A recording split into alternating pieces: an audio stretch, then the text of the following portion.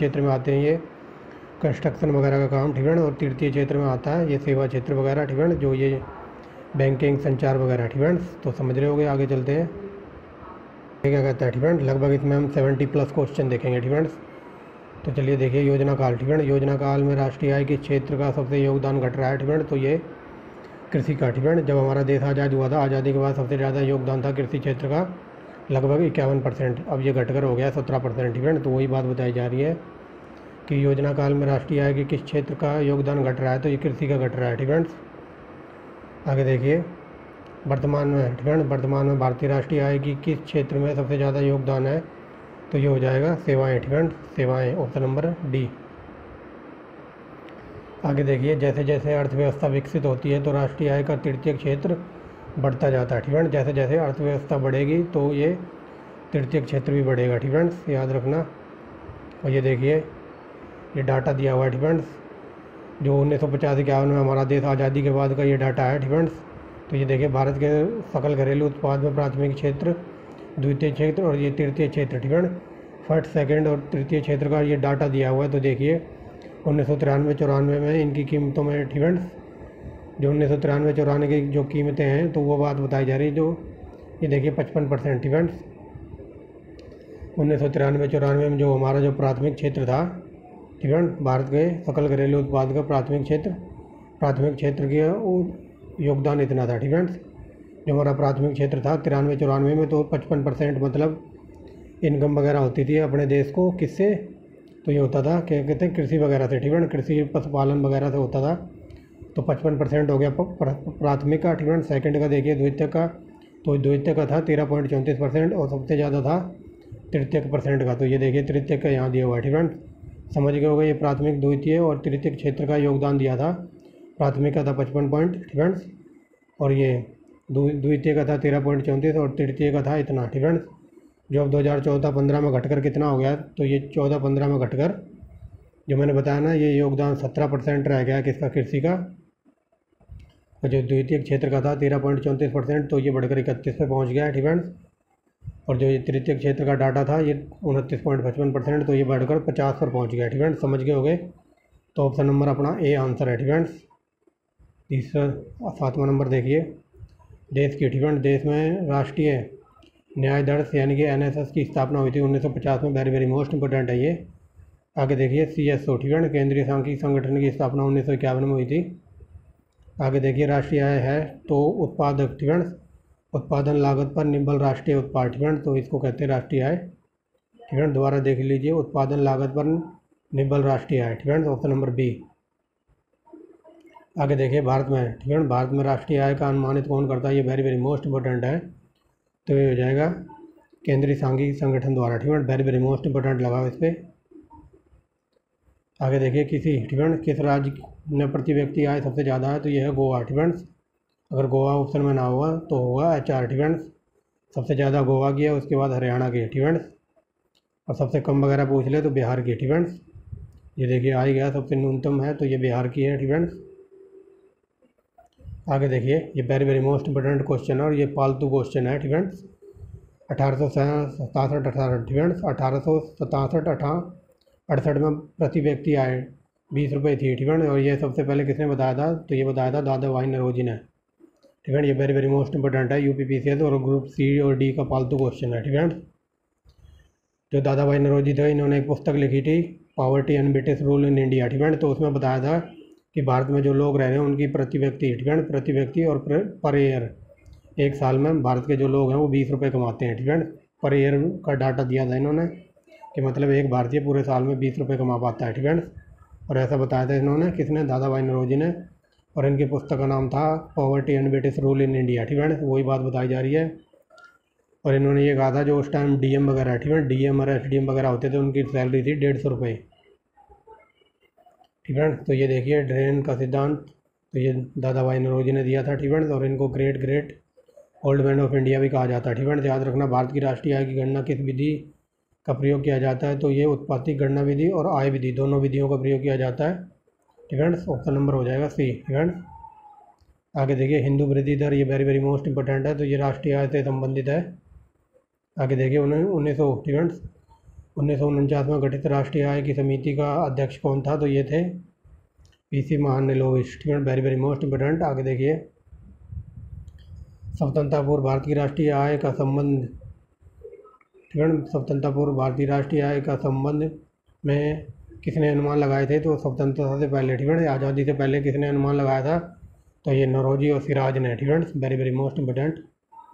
आगे देखिए, स्वतंत्रता के बाद देश की राष्ट्रीय आय का अनुमान लगाने के लिए भारत ने राष्ट्रीय आय समिति की स्थापना की थी। 4 अगस्त 1949 को समिति की स्थापना हुई थी। आगे देखिए, स्वतंत्रता के बाद, ठीक है, स्वतंत्रता के बाद यानी कि आज़ादी के बाद समय अवधि में राष्ट्रीय आय अनुमानों को किस श्रृंखला के अंतर्गत रखा जाता है? ये वेरी वेरी मोस्ट इम्पोर्टेंट है। तो ये हो जाएगा ये सभी। ठीक है, ऑप्शन नंबर डी। तो ये परंपरागत श्रृंखला, पुनरीक्षित श्रृंखला और नवीन श्रृंखला, तो ऑप्शन नंबर डी। ठीक है, आगे देखिए, भारत की राष्ट्रीय आय की गणना किस आधार पर की जाती है? तो ये चालू मूल्यों के आधार पर और स्थिर मूल्यों के आधार पर, ऑप्शन नंबर सी। ठीक है, आगे देखिए, वर्तमान में राष्ट्रीय आय समांकों का गणना किस आधार वर्ष को माना गया? तो ये सन 2004-5। ठीक है, very very most important question है। ठीक है, ये दोबारा देख लीजिए, भारत की राष्ट्रीय आय समांकों, ठीक है, समांकों की गणना किस आधार वर्ष पर माना जाता है? तो ये 2004-5। ठीक है, आगे देखिए, इस वर्ड को याद रखना। ठीक है, यहाँ पर बात हो रही है वर्तमान राष्ट्रीय आय में समांकों की गणना किस वर्ष पर की जाती? 2004-5। ठीक है, आगे देखिए, भारत में राष्ट्रीय आय की सही जनगणना में आने वाली कठिनाई। ठीक है, तो भारत की राष्ट्रीय आय की जो जनगणना या फिर संगणना होती है तो उसमें क्या कठिनाई आती है? तो ये होती है ऑप्शन नंबर ए, अमौद्रिक क्षेत्र का अस्तित्व। ठीक है, आगे देखिए, भारत की राष्ट्रीय आय में सही संगणना में कौन सी समस्या नहीं आती? तो ये पर्याप्त और सही सांख्यिकी विधियों में कमी। ठीक है, ये ऑप्शन नंबर ए। आगे देखिए, भारत की राष्ट्रीय आय का ये बता दिया दादा भाई नौरोजी ने। ठीक है, लेकिन यूपी पीसीएस में एक बार क्वेश्चन ये भी बना था कि जो दादा भाई नौरोजी की बुक है poverty and British rule in India, तो ये कब प्रकाशित हुई थी? तो ये 1906। ठीक है, आगे देखिए, दादा भाई नौरोजी, तो ये बता दिए poverty and British rule in India इनकी पुस्तक है। ठीक है, आगे देखिए, भारत की राष्ट्रीय आय में सबसे ज़्यादा योगदान तृतीय क्षेत्र का, ये बता दिया है। आगे देखिए, भारत की राष्ट्रीय आय में सबसे कम क्षेत्र का योगदान है, तो प्राथमिक क्षेत्र में ये कृषि, डेयरी, पशुपालन वगैरह आते हैं, तो इनका घटता जा रहा है। ठीक है, वही पूछा है यहाँ पर। आगे देखिए, भारत की राष्ट्रीय आय की गणना किसके द्वारा की जाती है? तो ये सांख्यिकी, केंद्रीय सांख्यिकी संगठन, ठीक है, CSSO द्वारा। आगे देखिए, किसी देश की आर्थिक वृद्धि की सर्वाधिक उपयुक्त माप क्या है? तो ये सकल घरेलू उत्पाद। ठीक है, आगे देखिए, राष्ट्रीय आय की परिकलन, ठीक है, राष्ट्रीय आय का परिकलन निम्नलिखित में से किस एक को छोड़कर अन्य सभी तरीकों से किया जा सकता है? तो सभी प्रकार की बचतों का योग, तो ये ऐसा कुछ नहीं है। ठीक है, बाकी ये तीनों सही हैं। ठीक है, यहाँ पूछा है एक को छोड़कर। ठीक है, ठीक है, यहाँ देखिए, किसी एक को छोड़कर तो ये तरीका नहीं अपनाया जाता। ठीक है, राष्ट्रीय आय का परिकलन करने के लिए। आगे देखिए, निम्न में से राष्ट्रीय आय में शामिल नहीं किया जाता, तो ये लॉटरी लगना या जैकपॉट लगना। ठीक है, ये राष्ट्रीय आय में ऐड नहीं करते हैं इसको। आगे देखिए, प्रति व्यक्ति आय निकालने के लिए राष्ट्रीय आय को भाग दिया जाता है देश की कुल जनसंख्या से। ये very very most important question है। आगे देखिए, भारत की राष्ट्रीय आय के बारे में कौन सा कथन सही है? ठीक है, तो सही पर चलते हैं। ये देखिए, राष्ट्रीय, ठीक है, संयुक्त रूप में कृषि और उद्योग की अपेक्षा सेवाओं का प्रतिशत अधिक है। ठीक है, बता दिया, सबसे ज़्यादा सेवाएं, ठीक है, सबसे ज़्यादा सेवाओं का प्रतिशत अधिक है, उसके बाद है उद्योग का, और सबसे कम है कृषि का। ठीक है, अमीरों की तुलना में गरीब बचत करते तो अपनी आय के अपेक्षाकृत छोटे हिस्से का। ठीक है, आगे देखिए, ये बता दिया है, सेवा क्षेत्र सबसे ज़्यादा है, फिर उससे कम है उद्योग, और सबसे कम है कृषि का। ठीक है, और ये डे बाई डे घटता ही जा रहा है।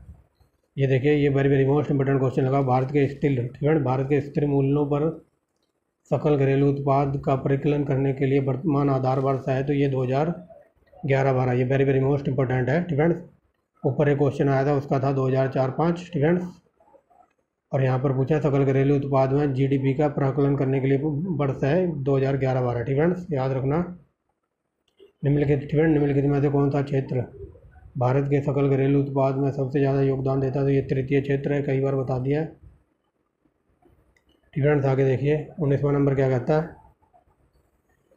ठीक है, यहाँ पर कथन कारण वाला है, तो यहाँ विचार करना। देखिए, यह एक, ठीक है, यह एक वर्ष में, ठीक है, यह एक वर्ष में देश के अंदर, ठीक है, देश की सीमाओं के अंदर सभी वस्तुओं और दी गई सेवाओं का बाजार मूल्य है, ठीक है। तो ये जीडीपी की, ठीक है, तो ये जीडीपी की डेफिनेशन लिखी हुई है, दोबारा देख लीजिए। पहला क्या कहता है, यह एक वर्ष में एक देश के सीमाओं के अंदर बनी सभी वस्तुओं को दी गई सेवाओं का बाजार मूल्य, ये सही है, ठीक है।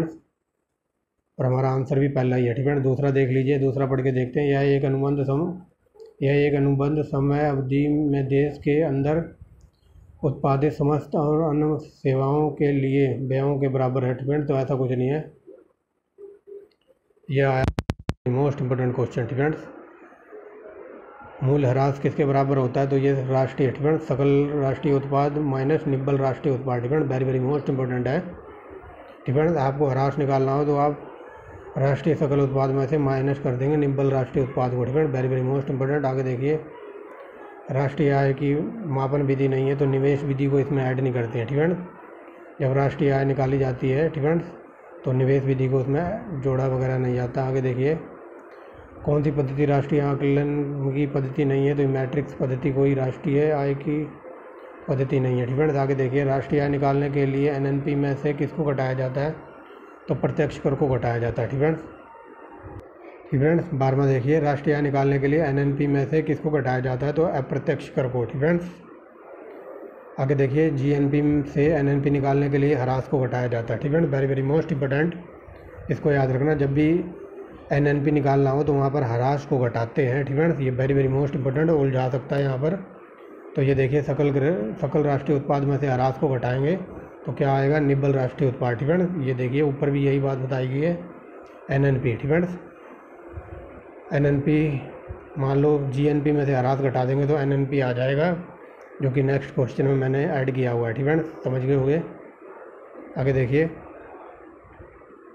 ठीक है, किसी देश में निव्वल राष्ट्रीय उत्पाद होती है तो बताइए क्या होता है, तो ये देखिए, सकल घरेलू उत्पाद में से ह्रास मूल्य को घटाकर निव्वल राष्ट्रीय उत्पाद निकालते हैं, ठीक है। ये कई बार बता दिया है, ठीक है। किसी देश की निव्वल राष्ट्रीय उत्पाद क्या है, तो जीएनपी, ठीक है, जीएनपी माइनस ह्रास, ठीक है, ह्रास को घटा देंगे तो एनएनपी आ जाएगा, ठीक है। ये देख लीजिए, ठीक है। आगे देखिए, आई थिंक ये लास्ट क्वेश्चन है, ठीक है। देखिए, आर्थिक विकास का सर्वोच्च सूचकांक उपलब्ध कराया जाता है, तो यहाँ देखिए, ठीक है, यहाँ, ठीक है, ये देखिए, आर्थिक विकास का सर्वोच्चतम सूचकांक उपलब्ध कराया जाता है प्रति वर्ष प्रति व्यक्ति वास्तविक आय की वृद्धि द्वारा, ठीक है। ये वर्ष थोड़ा एक्स्ट्रा ऐड हो गया, ठीक है। आर्थिक विकास का सर्वोच्चतम सूचकांक उपलब्ध कराया जाता है तो प्रति वर्ष प्रति व्यक्ति वास्तविक आय में वृद्धि के द्वारा, ठीक है। आगे देखिए, अंतर्राष्ट्रीय, ठीक है, ये समझिए क्वेश्चन। मान लो ये भारत का है, ठीक है, जो भारत की समुद्री सीमा वगैरह है तो ये 12 नॉटी माइल है, ठीक है। तो वही बात हो रही है, जो भारत की जो 12 नॉटी माइल की जो सीमा है, तो इसके अंदर अगर भारतीय मछुआरे मछली पकड़ेंगे तो वो किसकी जीडीपी में ऐड होगा, तो वो भारत की, इंडिया की जीडीपी में ऐड होगा, ठीक है। अब देखिए क्वेश्चन, अंतर्राष्ट्रीय समुद्र में भारतीय मछुआरे द्वारा पकड़ी गई मछलियाँ किसकी जीडीपी में ऐड होंगी, तो ये इंडिया की जीडीपी में ऐड होंगी, ठीक है।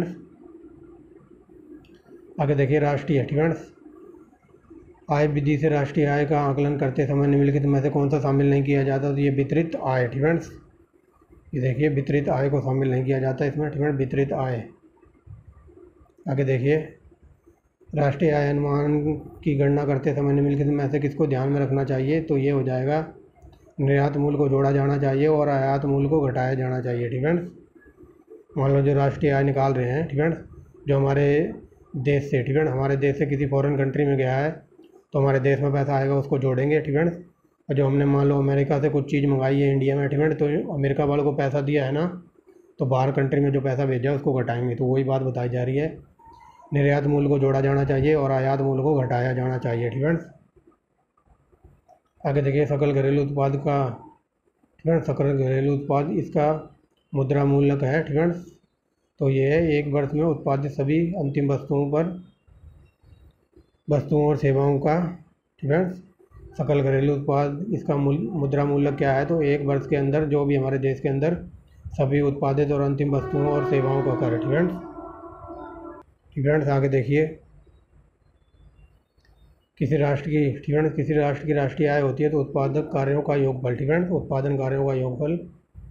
आगे देखिए व्यय विधि के माध्यम से, ठीक है,